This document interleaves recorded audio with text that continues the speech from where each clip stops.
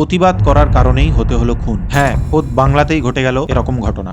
বাঁকুড়ার ইন্দাসের করিগুন্ডা গ্রামের নিবাসী আব্দুল হাফিজ নামে এক যুবক গত জুলাইয়ে দিল্লিতে নিট প্রোটেস্টে যোগ দিয়েছিল। আর অভিযোগ, বাড়ি ফেরার পর থেকেই তাকে বিজেপির তরফ থেকে হুমকি দেওয়া হচ্ছিল। এরপর 13ই আগস্ট সিজেপি এর স্কুল ঠিক করো কর্মসূচি হিসাবে হাফিজ নিজের গ্রামের প্রাথমিক স্কুলে যায়। স্কুলের পরিকাঠামো দেখে এবং স্কুলের প্রধান শিক্ষকের সঙ্গে কথা বলে। সেদিন রাতেই কয়েকজন বিজেপির ঘনিষ্ঠ ব্যক্তি তাদের বাড়িতে ঢুকে হাফিজের উপর হামলা চালায়। ছেলেকে বাঁচাতে এগিয়ে আসেন তার বাবা শেখ মোহাম্মদ মফিক। অভিযোগ, তাকেও বেধড়ক মারধর করা হয়। দুজনেই গুরুতর আহত হয়। আব্দুল হাফিজ ও পরিবারের অভিযোগ, এত মারধরের পরও পুলিশ তাদের কোনো সাহায্য বা নিরাপত্তা দেয়নি। পুলিশ প্রোটেকশন ছাড়াই তারা নিজেরাই হাসপাতালে যায়। হাসপাতাল থেকে ফেরার পথেও তাদের উপর আবার হামলা চালায় বিজেপির গুন্ডারা। তাদের মোবাইল কেড়ে নেয় এবং ছবি ও ভিডিও মুছে দেয়। পরদিন 15ই আগস্ট হাসপাতালে মৃত্যু হয় শেখ মোহাম্মদ মফিকের। 15ই আগস্ট, যেদিন গোটা দেশ স্বাধীনতার 80 বছর উদযাপন করছিল, সেদিনই একজন নির্দোষকে তার বাবা হারাতে হলো। স্বাধীনতার এই দিনে তার একটাই প্রশ্ন, নিজেদের মত প্রকাশের স্বাধীনতা কি তার নেই? কিন্তু প্রশ্ন একটাই, যদি একজন নাগরিকের